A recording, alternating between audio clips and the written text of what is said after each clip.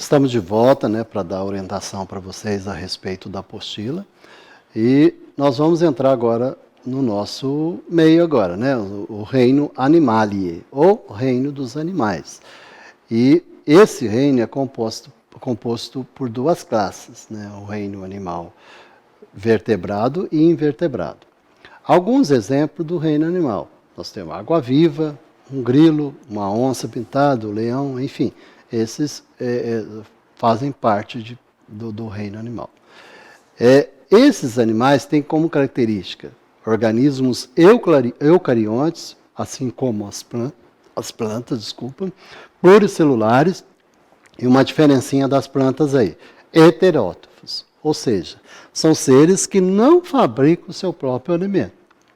Eles vão precisar de outros seres para sobreviver, certo? Eles são, como eu acabei de falar, divididos em invertebrados e vertebrados, de acordo com a ausência ou presença de uma coluna vertebral e de crânio, entre outras características, é lógico. Nós temos aí na apostila alguns exemplos desses invertebrados. É claro que os invertebrados não é muito do nosso meio, não, tá? Nós conhecemos mais os vertebrados, até porque nós participamos desse grupo, e conhecemos menos dos invertebrados, tá?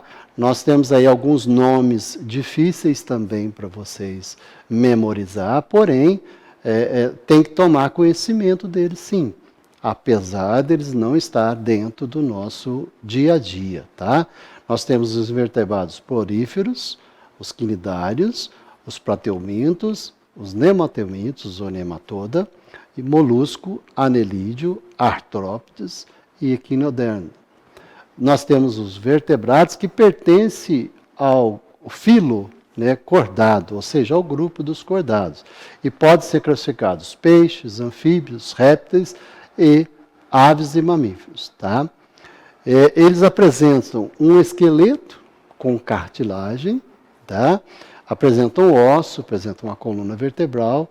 Essa coluna vertebral e ossos vão dar uma sustentação e movimento dos corpos, além da proteção de órgãos internos. Tá? Aí abaixo vem um desenho, né, sobre os invertebrados e mais a seguir, passando aí, nós vamos estudar a característica da classificação dos animais. Né? No desenho aí a gente fala de simetria. Então tem animal que tem uma simetria bilateral, ou seja, duas simetrias, e tem um animal que tem simetrias radiada, ou seja, simetria para todo lado aí, né? Como a estrela do mar e como a borboleta. A fisiologia desses animais dá funcionamento ao organismo. Então, a fisiologia está relacionada às características fisiológicas do animal. Que características são essas? Passando aí, nós vamos ter a característica da digestão, a troca gasosa, né, respiração, que a gente chama. Nós temos a excreção, passando, por favor. Nós temos a circulação e reprodução. Então, essas características fisiológicas, todos os animais têm. E têm diferenciado um do outro. Então, por exemplo, a respiração do peixe, por exemplo, é diferente da respiração dos outros animais. Desculpa. Dos outros animais. A reprodução dos peixes é diferente também dos outros animais. Então, cada um tem a sua reprodução. Cada grupo tem a sua reprodução. Nós vamos ver, por exemplo, que tem o grupo dos mamíferos, tem a reprodução específica dos grupos dos peixes, por exemplo. Tá? Aí, abaixo, nós temos um quadro comparativo da anatomia fisiológica de cada animal. Tá? Eu não vou ficar falando de cada um, não, porque é meio cansativo, mas você tem aí como que eles são formados anatomicamente e quais as funções de cada termo fisiológico aí. Né? Cada termo anatômico tem uma função. Por exemplo, para que servem os braços, para que servem as pernas. Alguns têm pernas, outros têm patas. Enfim, nós vamos ter a anatomia tanto dos invertebrados quanto dos vertebrados, tá? E é importante ler isso aí para responder as perguntas lá, quando nós aproximarmos da atividade. Eu acredito que agora nós vamos para as atividades, né? E aí nós temos as imagens, tá? Tem alguns aí que você nunca viu, tá? Mas aí tem a imagem. Então você vai classificar. Ah, mas professor, mas como que eu posso classificar isso? Volta lá no quadro, né? Aí você vai ver, de acordo com a característica dele, nós vamos ver através daquele quadro anatômico lá, como que a gente classifica os animais A, B e C, de acordo com o filo, ou seja, que grupo que eles pertencem, né? É um grupo dos invertebrados? É um grupo dos vertebrados? Se você quiser especificar quais vertebrados ou qual invertebrado seja, tá?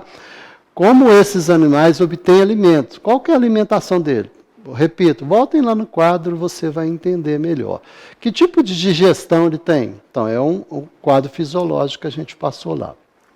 Na número 2, os biólogos responsáveis por um grande aquário perceberam que o tubarão apresenta alguns ferimentos, semelhante a queimaduras, esse aí é o ponto, na região ventral do corpo.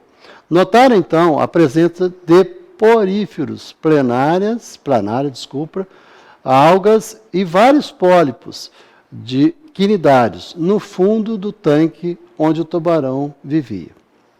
Com base nessas informações, qual é a possível causa dos ferimentos do tubarão? Justifica a sua resposta. Se você também voltar lá no quadro dos invertebrados e vertebrados, você vai saber responder isso aí, tá? Quem provoca essa queimadura aí. Número 3.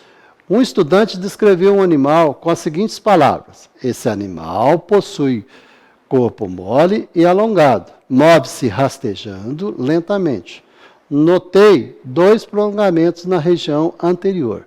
De acordo com essa descrição, a qual grupo de invertebrado pode pertencer o animal descrito? Justifique. Então, repito, volte lá no quadro, você vai saber dessas características qual animal tem essas características. Lembrando que é invertebrado. Então, passando para o número 4, os moluscos são conhecidos por seu corpo mole e pela presença de conchas. O náutilo, por exemplo, é um molusco marinho com concha externa. Sobre as conchas, responda. Qual parte do corpo do molusco produz a concha? Então, quer dizer, a parte interna ou externa? De que materiais é feito? Como que é feito essas conchas? Qual é a função da concha? Para que serve a concha? Todos os moluscos possuem concha? Justifique. Sim ou não? E justifique. Aí tem uma referência bibliográfica, né? Mas você pode também pesquisar nos níveis lá da sua mídia. Foi um prazer estar com vocês nessa semana.